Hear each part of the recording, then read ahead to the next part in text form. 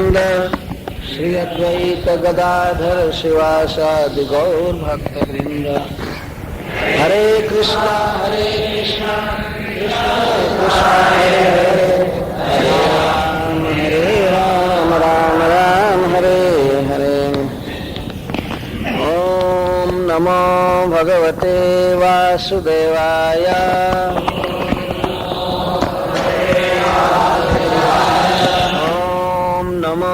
भगवते वासुदेवाय।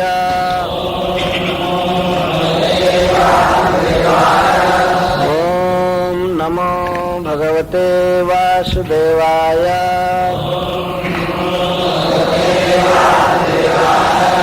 इति इद्रिक् स्वलीलाभिः आनंदकुंडे स्वघोषां निमज्जन्तां आख्यापयन्तां तदीया ईशितव्येषु भक्तैः जितत्वा पुनः प्रेमतः तां शत आवृत्ति वंदे। इति दृक् स्वलीलाभिरानन्दकुण्डे स्वघोषं निमज्जन्तमाख्यापयन्तम्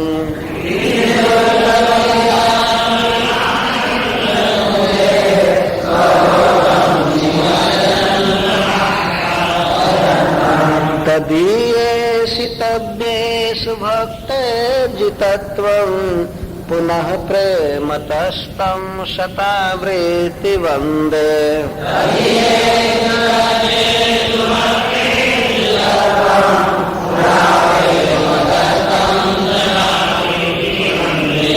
इति दृक् स्वलीलाभिरानन्दकुण्डे स्वघोषं निमज्जन्तमाख्यापयन्तम्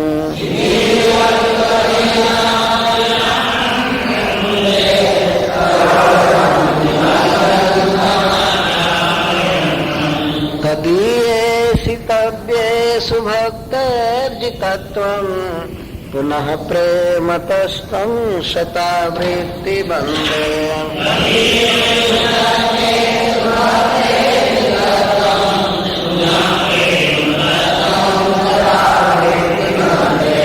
वरं देव मोक्षं न मोक्षावधिं वा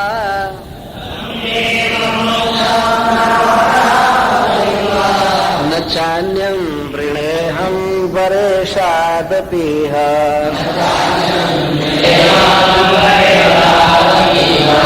इदं ते वपुर्नाथ गोपाल बालम्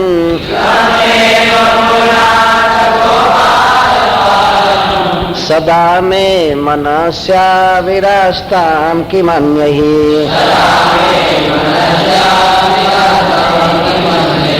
इदं ते मुखाम्भोजमत्यन्तनीलैः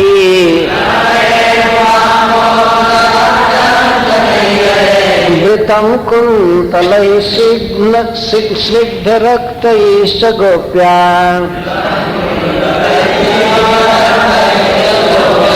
मुहुश्चुम्बितं बिम्बरक्ताधरं मे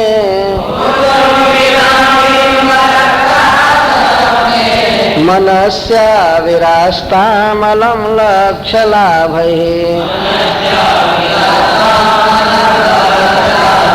नमो देव दामोदरानन्त विष्णु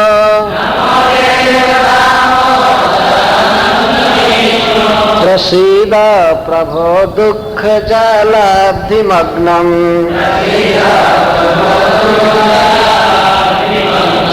कृपादृष्टिवृष्ट्यातिदीनं बतानु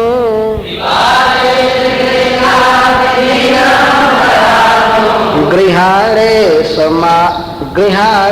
समामज्ञमेतद् दिदृश्य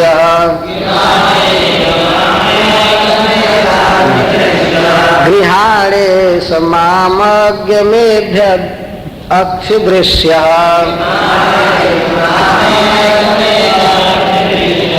कुबेरात्मजौ बद्धमूर्तैव जद्वत्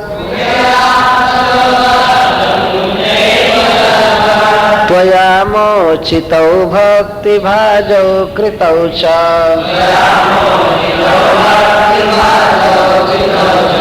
तथा प्रेम भक्तिं स्वकाम्ये प्रयच्छ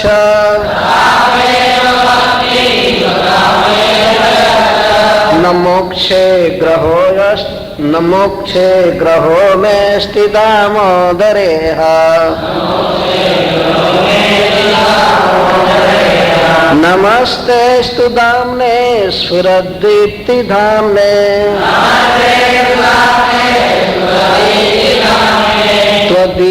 त्वदीयोदरायाथ विश्वस्य धाम्ने नमो राधिकायै त्वदीय प्रियायै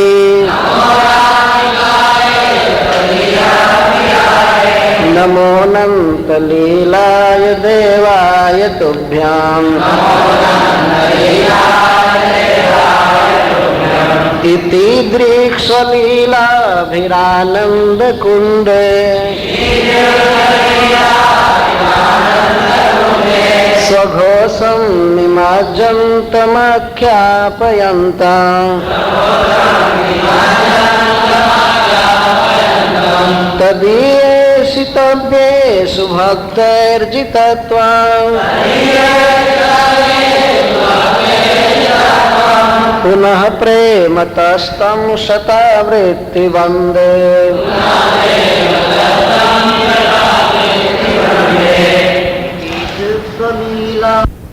कहे गए हैं वो इति शब्द से उसको स्मरण में ले लेना चाहिए। नमामीश्वरम सच्चिदानंद रूपम लसत कुंडलम गोकुले भ्राजमानम यशोदा भियोलु खला धावमानम परामृष्ट मत्यंत तो धृत्य गोप्या। मैं उस परम ईश्वर को प्रणाम करता हूँ जिनका रूप सच्चिदानंदमय है और जिनके कानों में कुंडल बहुत अच्छा लग रहा है तथा गोकुल में जो अतिशय शोभायमान है। यशोदा के भय से उखल से कूद करके जो भाग रहे थे परंतु अंत में गोपी यशोदा ने दौड़ करके उनको पकड़ लिया। रुदंतम मुहुर्नेत्र जुग्मम मृजंतम कराम्भोज जुग्मेन सातंक नेत्रम मुहुश्वास कंपत्र रेखांग कंठ स्थितग्रैव दामोदरम भक्तिबद्धम। माँ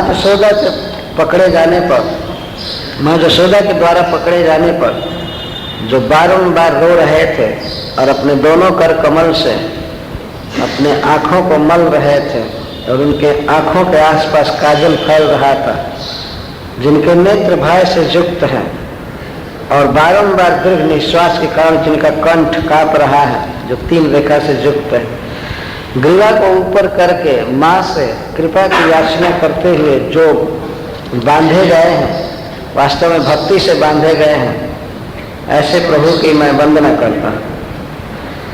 तो इस प्रकार अपनी लीलाओं द्वारा जो अपने घोष को, अपने ब्रज को आनंद कुंड में निमज्जित करते रहते हैं। जैसे हम लोग और कुंड देखे हैं, जल का कुंड, लेकिन आनंद का कुंड नहीं देखे, जिसे केवल आनंद ही भरा है, केवल सुख भरा है। आनंद समुद्र अगर कह दिया जाए तो डर लगता है। समुद्र चाहे आनंद हो चाहे कुछ भी हो, समुद्र कहने पर उतना अच्छा नहीं लगता है, क्योंकि हम लोगों का अनुभव है कि यहाँ का जो समुद्र है वो खारा है। तो समुद्र कहने पर मन उतना अच्छा से ग्रहण नहीं कर पाता। यद्यपि भगवान की लीलाओं का जो आनंद है वह अनंत कोटि समुद्र है आनंद का, लेकिन फिर भी यहाँ पर सत्यव्रत जी कुंड कह रहे हैं। भगवान श्री कृष्ण इस प्रकार की बहुत सी लीलाओं द्वारा, स्वलीला भी अपनी लीलाओं द्वारा अपने ब्रजवासियों को आनंद के कुंड में सराबोर करते रहते हैं। मज्जन या निमज्जन का अर्थ होता है स्नान करना, डूब जाना। तो सराबोर करते रहते हैं भगवान इस प्रकार की लीलाओं द्वारा। श्रीमद् भागवतम में यह बात स्पष्ट है कि भगवान ब्रज में जो भी ये बाल लीला कर रहे हैं, इसके द्वारा वे ब्रजवासियों को सुख देना चाहते हैं, और अद्भुत सुख। जब प्राकृत बच्चों की बोली और उनका खेलना माता पिता को और अन्य लोगों को भी आनंद में मग्न कर देता है, तो जहाँ साक्षात भगवान अपनी दिव्य लीला कर रहे हैं, तो उनको देखने वाले, उनकी लीलाओं को सुनने वाले, उनको छूने वाले सभी आनंद के कुंड में डूब जाते हैं। ये डूब जाना शब्द पर कभी कभी शंका करते। एक बार एक भक्त ने हमसे पूछा था, आखिर तो डूब गया ना। मैं वर्णन कर रहा था आनंद के समुद्र में, वो डूब गया। तो डूब गया, वो बेचारा देखा है जल, तो जल में डूब जाने पर आदमी मर जाता है। वो सोचता था इस तरह से आनंद समुद्र में डूब गया तो मर गया। उसको पता नहीं कि ये आनंद का समुद्र है, जीवन का समुद्र है, ज्ञान का समुद्र है। इसमें व्यक्ति बहुत आनंदित रहेगा। केवल डूबने से ही थोड़े कोई मर जाता है। मछलियां तो रात दिन पानी में रहती है, वो तो मरती नहीं है। तो उसी जल में वे सुखी रहते हैं, बल्कि बाहर आने पर मर जाती हैं छटपटा करके, भीतर आनंद में रहती हैं। तो ब्रज में जो भगवान की लीलाएं हैं, वो लीलाएं आनंद कुंड हैं। इसलिए भागवतम आनंद कुंड है वास्तव। जिस व्यक्ति को सुखी होना है, दुख से मुक्त होना है, तो इस कुंड में गोता मारना चाहिए, एकदम जलन मिट जाएगी। जस्यामयि श्रूयमाणायाम कृष्णे परम पुरुषे भक्ति उत्पद्यते पुंसाम शोक मोह भयापा। शोक मोह और भय को नष्ट कर देती है भागवत की कथा। और कैसे? जस्यामयि श्रूयमाणायाम, सुनने की इच्छा करते ही अथवा सुनना चालू करते ही शोक मोह भयापा भक्ति उत्पद्यते, भगवान के चरणों में प्रेम उत्पन्न होता है, और वह प्रेम शोक मोह भय को नष्ट कर देता है। सभी इसी उपाय में पड़े हैं कि हमारा शोक, हमारा मोह भय नष्ट हो जाए। लेकिन क्या कोई संसार में ऐसा साधन है केवल सुनने मात्र से और शोक मोह भय दूर हो जाए? जैसे मैं श्रूयमाणायाम, सुनना चालू किए उसी समय शोक मोह भय नष्ट हो सकता है। फिर पूरा सुन लेने पर तो कहना ही क्या। जिन लीलाओं के विषय में सत्यव्रत जी कह रहे हैं, वो सारी लीलाएं श्रीमद् भागवतम में दी गई। इति इद्रिक, इति का अर्थ इस प्रकार, इद्रिक का अर्थ ऐसी। इद्रिक स्वलीला भी है, एक में शब्द है, अलग नहीं है। इद्रिक स्वलीला भी है, ऐसी ही अनेक अपनी लीलाओं द्वारा स्वघोषम, अपने घोष को, आनंद कुंडे निमज्जनतम। घोष क्यों कहते हैं ब्रज को? श्रीमद् भागवतम की टीका में श्रीपद सनातन गोस्वामी जी लिखते हैं, ब्रज को अर्थात जहाँ गौएं रहती हैं, जहाँ गोप रहते हैं, तो इसको घोष क्यों कहते हैं? इसका कारण यह है कि वहां पर हमेशा आवाज होती रहती है। आवाज होती रहती है। कोई गाय बोल रही है, बछड़ा बोल रहा है, तो गोप बोलते हैं, ले जाओ घड़ा भर गया, दूसरा लाओ, दूसरे बछड़े को खोलो। तो गायों के गले में घंटियां बंधी रहती हैं, वो घंटियां बोलती रहती हैं। तो इस तरह हमेशा वहाँ घोष होता रहता है, आवाज होती रहती है, इसीलिए उसको घोष कहते हैं।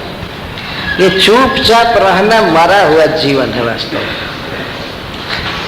घोष, सदा घोष होता रहता है। और खास करके भगवान के ब्रज में और अधिक घोष होता रहता है।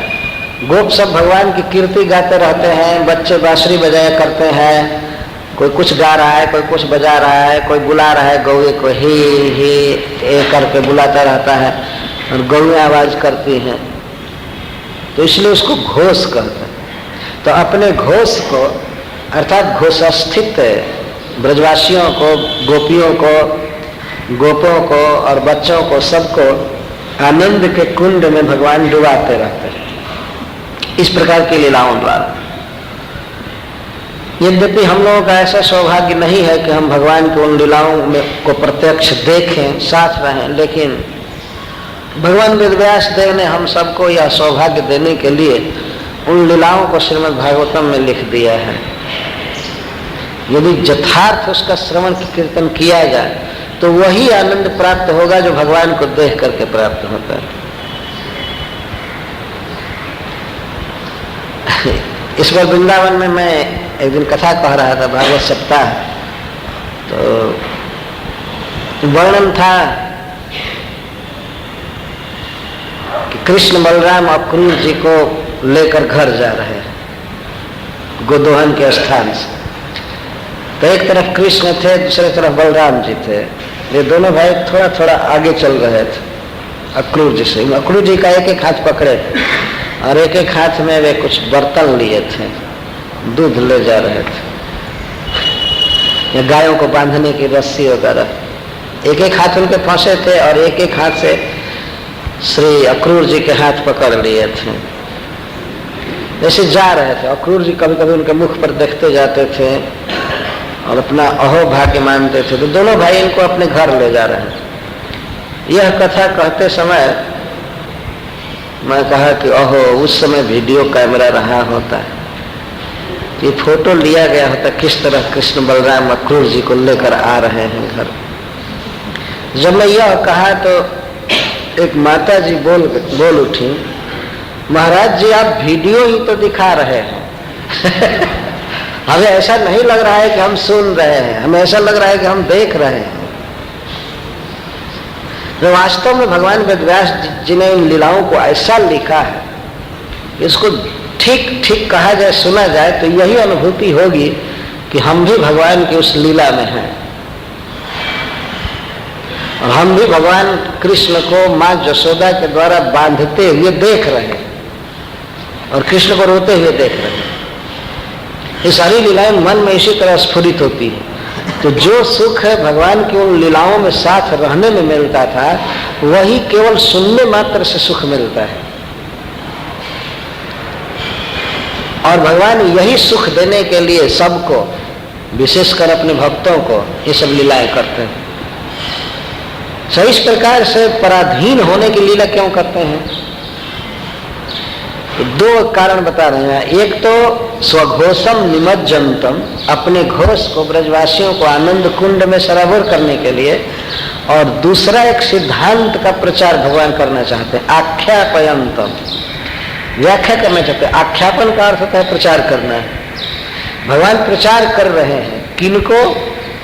तदीय शितव्य, जो भगवान के इशितव्य हैं। इशितव्य का अर्थ होता है कंट्रोलेबल, कंट्रोल, जो भगवान के अधीन है, जैसे इंद्र, ब्रह्मा जी, शिव जी, ये सब, ये भगवान के इशितव्य हैं और इस कारण से भगवान की ईशिता को जानते हैं। कहीं कहीं पाठ है इशितज्ञ से, दोनों पाठ है। तो जो भगवान के ऐश्वर्य को जानते हैं, ऐश्वर्य भाव से भजन करना चाहते हैं, उन लोगों को भगवान यह दिखाना चाहते हैं, बताना चाहते हैं कि मैं भक्तों के द्वारा जीत लिया गया, मैं भक्तों के वश में।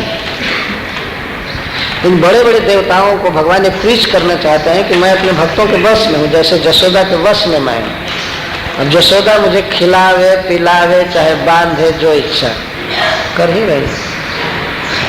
तो और सब लोग मेरे दास हैं, मेरी आज्ञा के अधीन है, लेकिन मैं अपने भक्तों के अधीन हूँ। इसको आख्यापयंतम, भगवान प्रचार कर रहे हैं। तो इतिदृक् स्वलीला भी अपनी ऐसी लीलाओं द्वारा भगवान ब्रजवासियों को आनंद दे रहे हैं और अपने अधीन रहने वाले ब्रह्मा शिवादि देवताओं को ये बताना चाहते हैं कि मैं भक्त के वश में।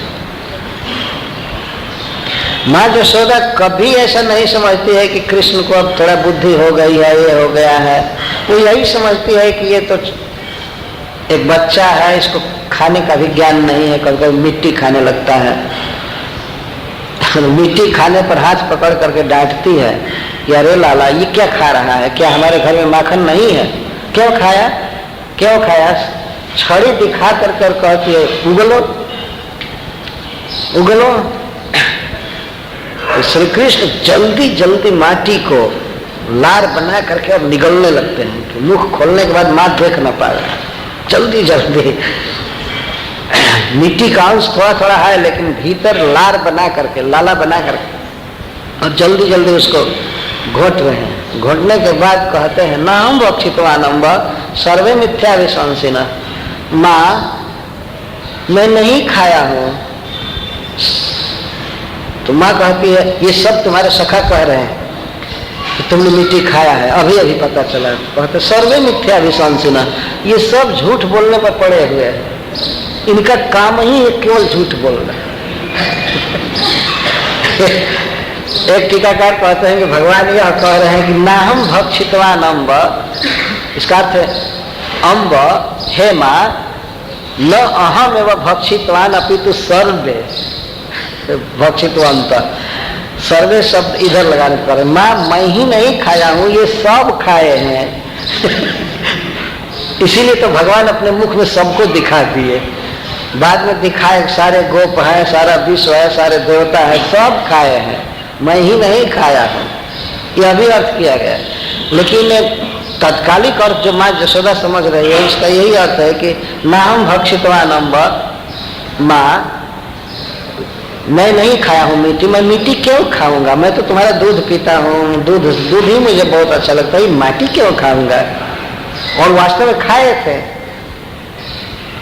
भगवान, मिट्टी क्यों खाए थे इस विषय में भक्तों ने बहुत बहुत बातें कहा है कि तीनों लोक में रहने वाले जीव सबकी इच्छा थी कि हमको ब्रजरज मिले, ब्रजरज मिले, और भगवान के भीतर ही सब है, तो भगवान उनकी इच्छा को देख करके ब्रजरज खा ली।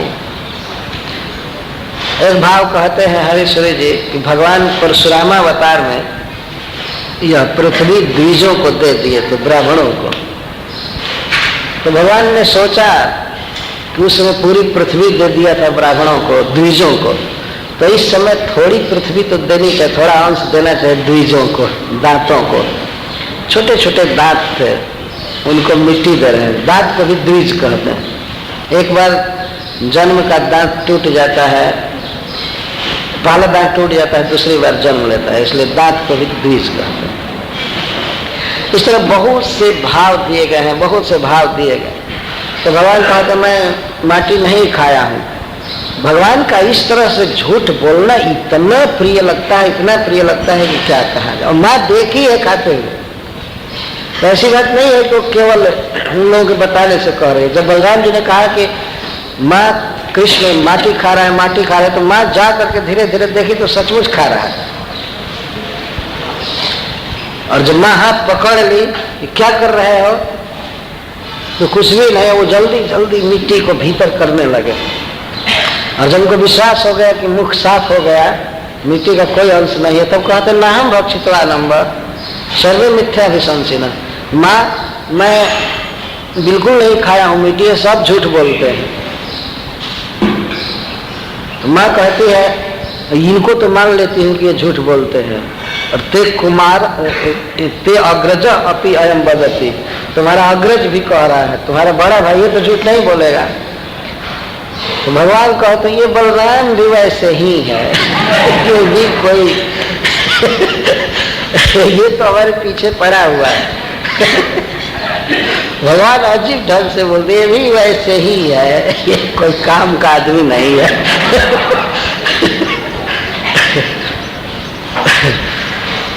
तो माँ हाथ पकड़ करके डांट रही है।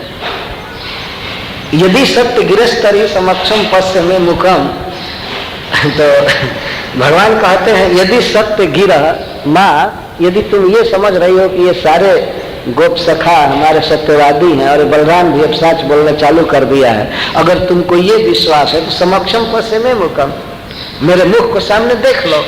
यह वास्तव में वे पोज बना रहे थे कि ऐसा कहूंगा तो माँ कहेगी ठीक है कोई बात नहीं, लेकिन माँ तो जिद में आ गई थी। ठीक है मुख खोलो, मुख खोलो देखती हूँ। समक्षम पश्य में मुखम, श्री कृष्ण ऐसा कहे कि सामने मेरा मुख देख लो, लेकिन मुख को बंद किए थे। अभी उनको भय था कि कहीं दांत में इधर उधर मिट्टी लगा होगा तो पकड़ लेगी, इसीलिए कहते हैं तो मेरे सामने मुख देख लो, ऐसे मुख को बंद रखकर। माँ कहते ठीक है व्यादेही बाओ, मुख खोलो, मुख खोलो। तब कृष्ण मुंह खोले। ऐसे मुंह खोले तो माँ जसोदा देखती है मुख के भीतर सारा ब्रह्मांड सब कुछ, और उसने ये भी देखा कि ब्रज यही इसके भीतर है और एक जसोदा अपने एक बेटा को डांट रही है। भीतर कृष्ण के मुख में देख, यह देखते ही और चारों तरफ देखने लगी, विचार करने लगे, किम स्वप्न दे तत् बुद्धि मोह किंवा मदीयो बत बुद्धि मोह, नहीं किम स्वप्न तद उत्देव माया किंवा मदीयो बत बुद्धि मोह। अरे इन्हें क्या देख रही हूँ, क्या देख रही हूँ, सपना देख रही हूँ क्या? कृष्ण के मुख को देख करके फिर इधर उधर देखती है तो देखती नहीं नहीं तो जागृत दशा है, सपना नहीं देख रही है। उधर हमारा घर है, उधर लोग घूम रहे हैं, सपना नहीं है।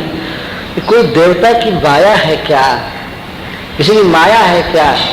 तो फिर सोचती अगर माया होती तो सब लोग माया में होते, दूसरे लोग अपने काम धाम में हैं, केवल मुझ पर ही असर है इसका, माया नहीं है। तब कहते किंवा मदीयो बत बुद्धि मोह, क्या मेरे बुद्धि कहीं कोई भ्रम है, अथवा मेरे पुत्र का ही कोई ऐश्वर्य तो नहीं है, यहाँ कहीं इसी की कोई करामात तो नहीं है, ये क्या देख रही हूँ? फिर भगवान नारायण को मनाने लगी, हे नारायण मेरे बेटा कोई कौन भूत लग रहा है, हाय आप कृपा कीजिए। जो डीटी भगवान में घर में थे वहां जा जाकर प्रणाम करने लगे कि हमारे पुत्र की रक्षा कीजिए, रक्षा कीजिए। ये क्या मैं इसके मुख में देख रही हूँ, क्या हो गया? ये कह करके भगवान के सामने, मतलब श्री नारायण के सामने वो आंख बंद करके ऐसे बैठ गई। आंख बंद करके बैठी तो कुछ देर के बाद देखती है कि मेरा बेटा उसी तरह से खेल रहा है, तो गोद में उठा करके दूध पिलाने लगी, दूध पिलाने लगी पूरा। इसके बाद उसने सुलाया कृष्ण को। तो इस प्रकार की लीलाएं भगवान करते हैं, तो उनका असत्य बोलना भी बहुत प्रिय लगता है ब्रजवासियों को सुख देने के लिए। इन लीलाओं के द्वारा वे आनंद में सराबोर हो जाते हैं। श्रील सुखदेव गोस्वामी कई बार दशम स्कंध में बात कहते हैं कि ब्रजवासियों को पता ही नहीं था कि संसार का दुख क्या है, इतना आनंद में मग्न रहते थे, इसलिए तो आनंद कुंडे शब्द कहा गया है। आनंद कुंड, दुख के ज्वाला में, दावानल में जलता हुआ व्यक्ति आनंद के कुंड में निमज्जित हो जाए, परम सुखी हो जाए, इसके लिए लीला करते हैं। और जो ऐश्वर्य भाव से भगवान की आराधना करते हैं उनमें ये प्रचार कर रहे हैं कि मुझसे ऐसा प्रेम करना चाहिए जसोदा की तरह मैं भक्तों के हाथ का खिलौना बन जाता, मैं अधीन। तो मैं अब इसके बाद आगे के श्लोक का कुछ अर्थ करना चाहता हूँ। वरम देव मोक्षम न मोक्षावधिं वा न चान्यं वृणेहं वरे सादपीह। हे देव, आपसे मैं मोक्षम वरम न याचे, मैं आपसे मुक्ति नहीं चाहता हूँ। भगवान श्री कृष्ण से मुनि प्रार्थना कर रहे हैं कि वरम देव मोक्षम न मोक्षावधिं वा, मैं मोक्ष नहीं चाहता हूँ और न तो मोक्ष के निकट की स्थिति चाहता हूँ अथवा मोक्ष की सीमा वैकुंठ नहीं चाहता हूँ। मैं मुक्ति नहीं चाहता, वैकुंठ नहीं चाहता, न चाहम वृणे हम बरे सादपी है और न च अन्यम वृणे। हे बरे साध, आप वर देने वालों में सबसे श्रेष्ठ हैं, सब कुछ दे सकते हैं, लेकिन मैं आपसे कोई वर नहीं मांगना चाहता हूँ, न मुक्ति, न वैकुंठ, न स्वर्ग, न योग सिद्धि। तो मान लीजिए भगवान कहें कि आप चाहते क्या है, प्रार्थना कर रहे हैं तो कुछ तो चाहते होंगे, तो कहते हैं हाँ, इदम ते बपुरनाथ गोपाल बालम सदा में मनस्या विरास्ताम कि मन्यहि। इदम ते बपु, ये जो आपका बपु है, इदम शब्द से तात्पर्य है कि यह इस स्तोत्र को कहने वाला व्यक्ति यही अनुभव कर रहा है कि वह भगवान कृष्ण के सामने खड़ा है जो कृष्ण उखल में बंधे हुए, इसलिए इदम बपु कह रहे। इदम बपु ते इदम बपु, हे श्री कृष्ण, ये आपका जो श्री विग्रह, आपका जो स्वरूप है क्या, गोपाल बालम, गोपाल बाल, गोपाल कहते हैं गौओं का पालन करने वाले, गोप और उनका बच्चा। तो गोपाल बाल का अर्थ है नंदलाल। नंद महाराज के पुत्र के रूप में आप हैं। बस यही छवि सदा में मनसी आविह आस्था, मेरे मन में सदा आविर्भूत रहे। किम अन्य, हमको अन्य से क्या तात्पर्य है? अन्य किसी वर से या अन्य किसी आपके स्वरूप से हमको कोई तात्पर्य नहीं है। मैं चाहता हूं कि केवल आपका यह गोपाल बाल रूप मेरे मन में सदा प्रकट रहे, सदा प्रकट रहे। इसका अर्थ इतना ही नहीं समझना चाहिए कि चित्र की तरह प्रकट रहे। गोपाल बाल रूप का अर्थ है लीला करते हुए, उखल में बंद है ये माखन चोरी करते हुए या बछड़ों की पूंछ पकड़ करके चलते हुए, इस तरह से जो आपका गोपाल बाल रूप है अपनी लीलाओं के साथ मेरे मन में सदा आविर्भूत रहे, यही मेरी कामना है। कि मान्य हमको अन्य वर से क्या मतलब, कुछ भी नहीं। उसमें भी इदं ते मुखाम्भोजमत्यंत नीलैः वृतं कुन्तलैः स्निग्धरक्तैश्च गोप्या मुहुश्चुम्बितं बिम्बरक्ताधरं मे मनस्या विरास्ताम अलम लक्षलाभैः। इदं ते मुखाम्भोजम, यह जो आपका मुख है,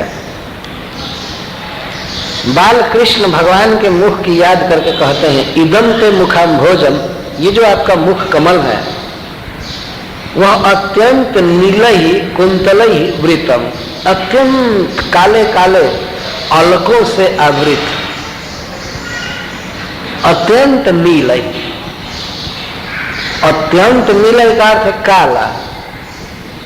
नीला शब्द कहने का कुछ दूसरा अर्थ होता है, नील कुंतलय कहते हैं, काले को भी नील कहते हैं। तो आपका यह जो मुख है उस पर काली काली घुंघराली अलके लटकी हुई है, और अलके कैसे हैं? स्निग्ध रक्त, स्निग्ध रक्त, स्निग्ध रक्त। स्निग्ध का अर्थ है ऐसा लगता है कि उसमें तेल लगाया गया है, अनेक प्रकार का छलक रहा है, तो बहुत सुंदर। तो ऐसे स्निग्ध और अत्यंत नील कुंतलों से आपका मुख आवृत है। और गोप्या मुहुस चुंबितम, और गोपी जशोदा के द्वारा बारंबार चुंबित।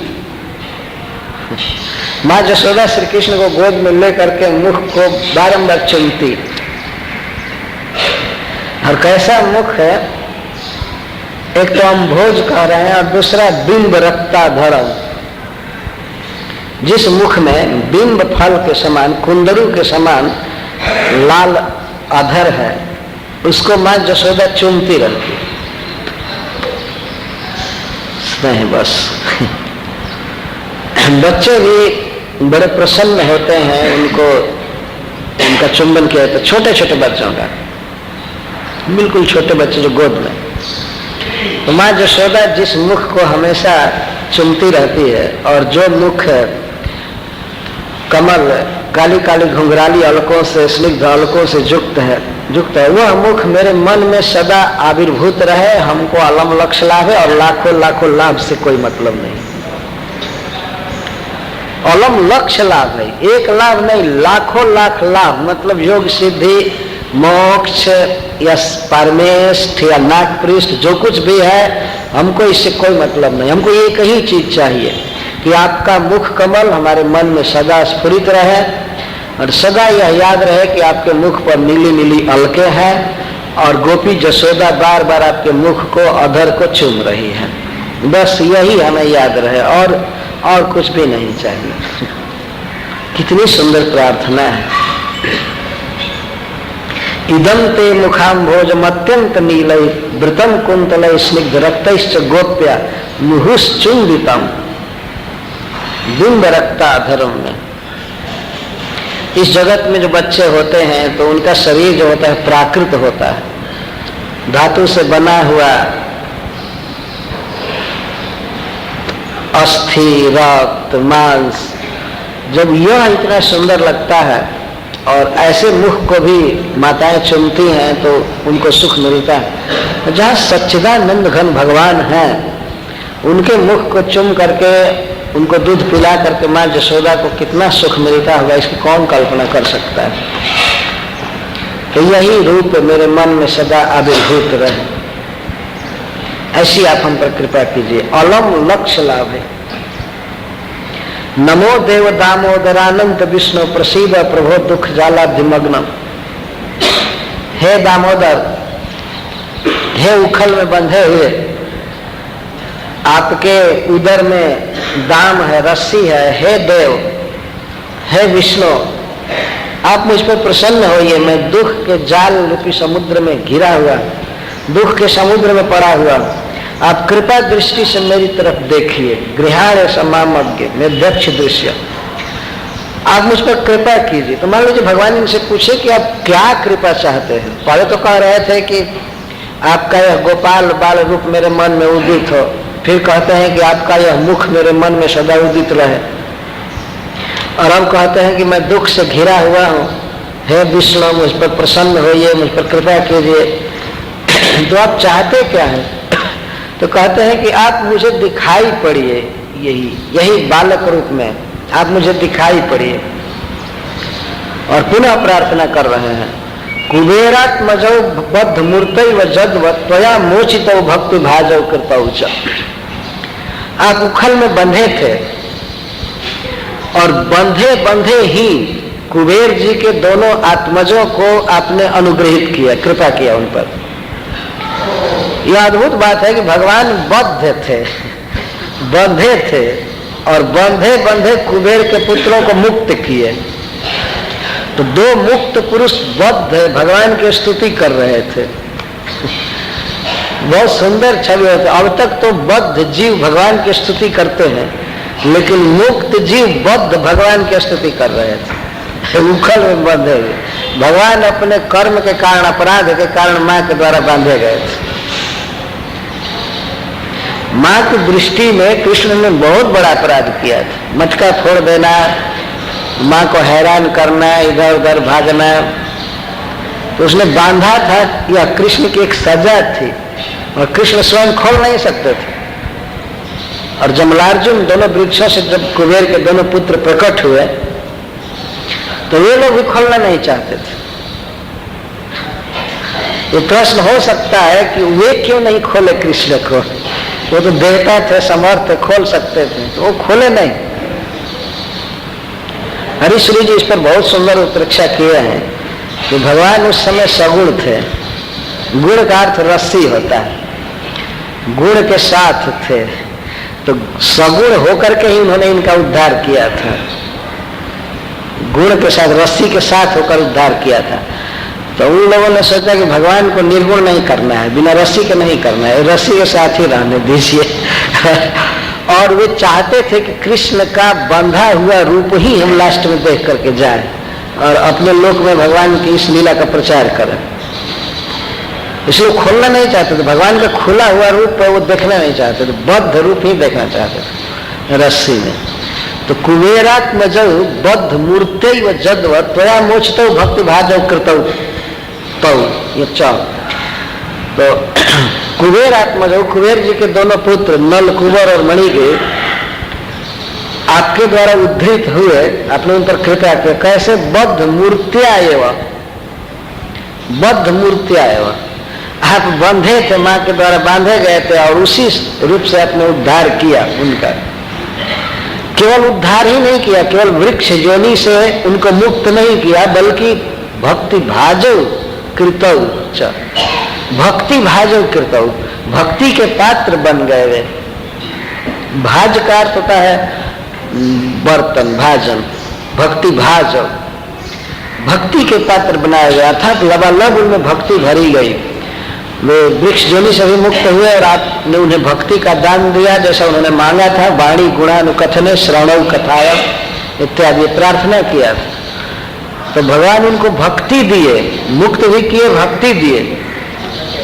तो जैसे उनको आपने मुक्त किया और भक्ति दिया, तथा प्रेम भक्ति स्वकाम में प्रयच्छ, ठीक वैसी ही प्रेम भक्ति अपने चरणों में हमको दीजिए। स्वकाम में प्रयच्छ न मोक्षे ग्रहो में स्थित दामोदर। हे दामोदर, इस जीवन में हमें मुक्ति की कोई कामना नहीं है। बारंबार यह बात कही जा रही है कि हमें मुक्ति नहीं चाहिए, मुक्ति नहीं चाहिए, मोक्ष नहीं चाहिए। यह बात संसार में लोग नहीं समझ पाते हैं। लोग मुक्ति को बहुत बड़ी चीज जानते हैं,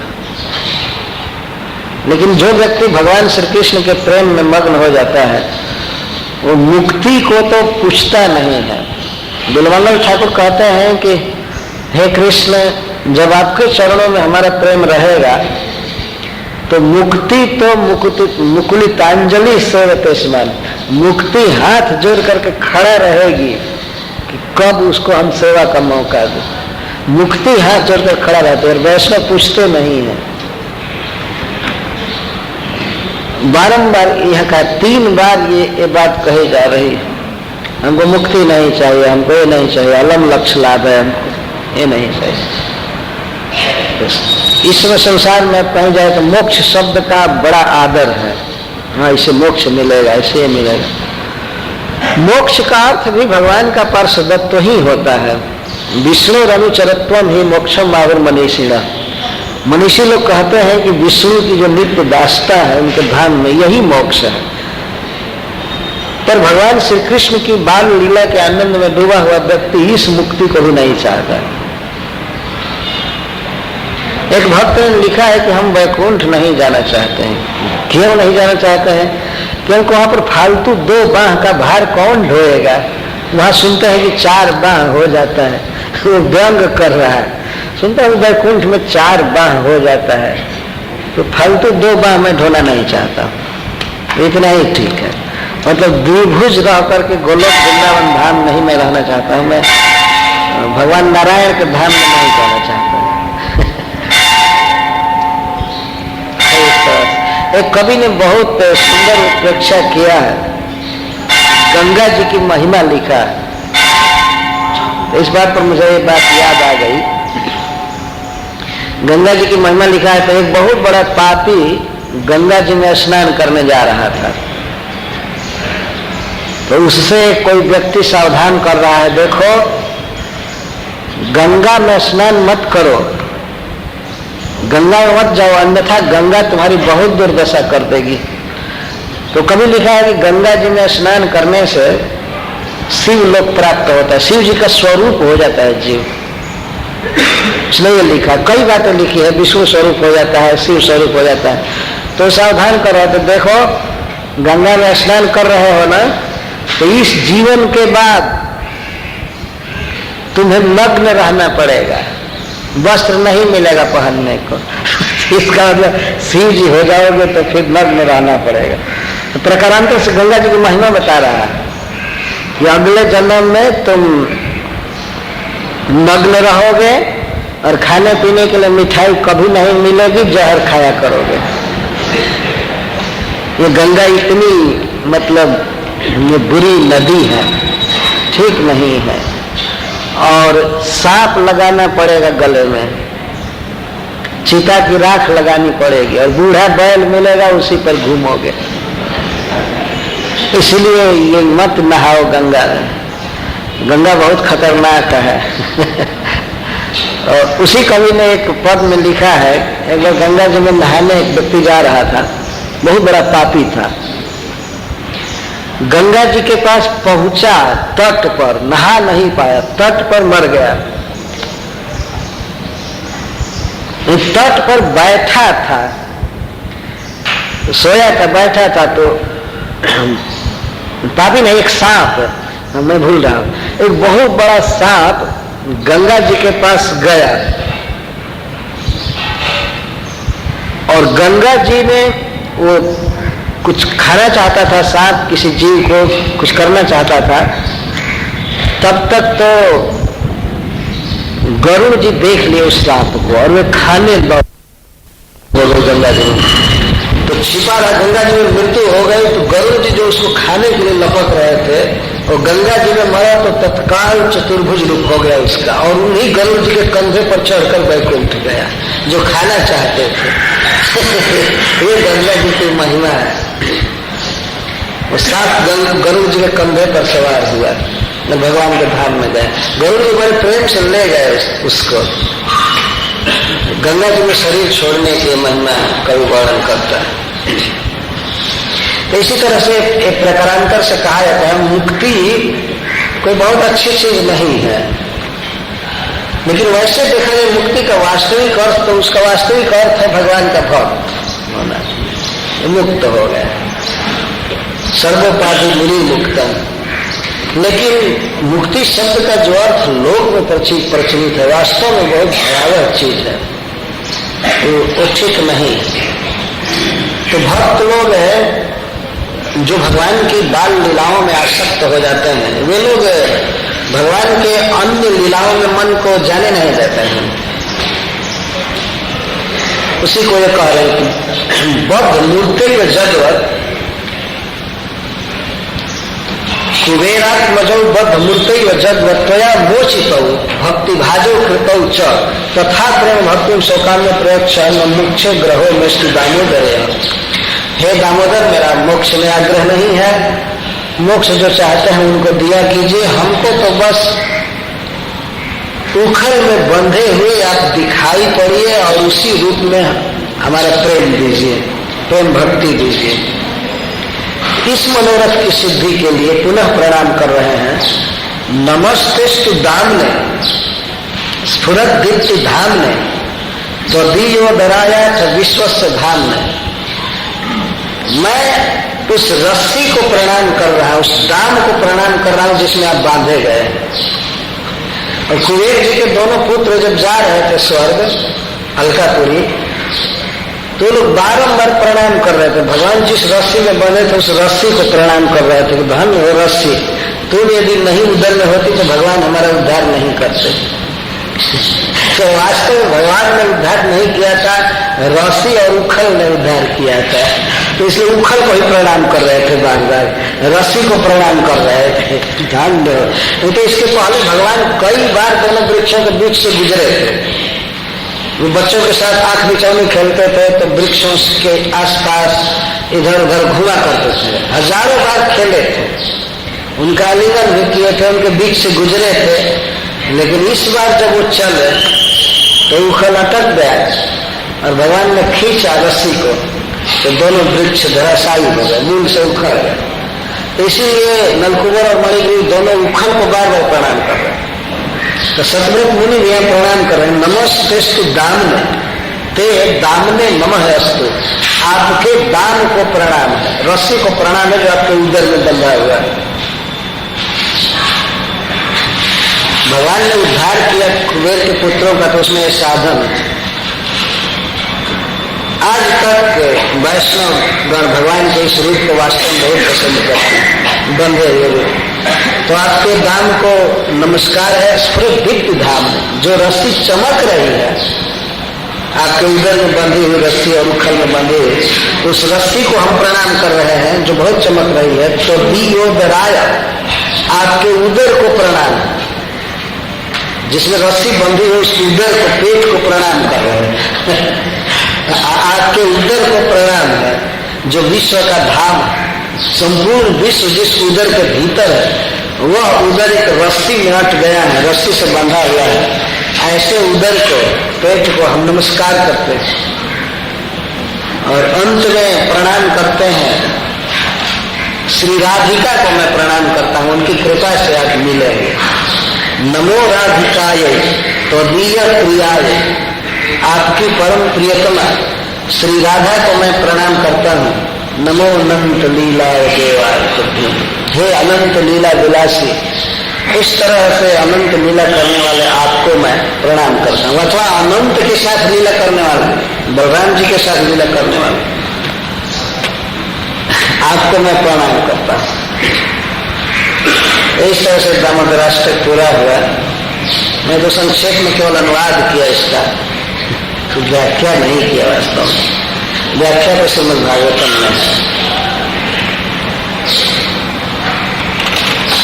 बहुत अच्छा हुआ, हमको सुझाव दिया था ब्रजहरि प्रभु जी ने, इसको कहिएगा।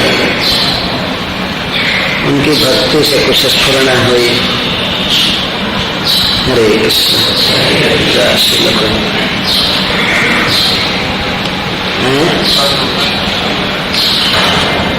हाँ, तो प्रश्न इसी लीला से युक्त होना चाहिए।